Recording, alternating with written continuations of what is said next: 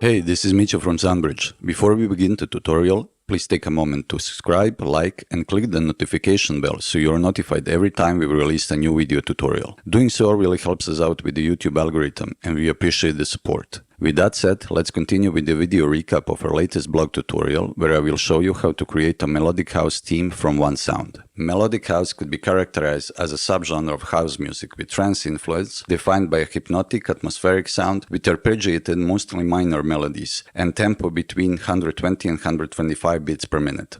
It rose to popularity in the electronic music genre scene in the middle of 2010s. In the next tutorial, I will show you how to create a melodic house theme from one sound. I have used Diva SoftSynth to make a pad, pluck, and bass lead sounds. The default sound of Diva is a great place to start, so with a few minor tweaks I was able to create 3 different sounds and use them in the contents of the full mix. Let's hear them one at a time and then in the contents of the full mix.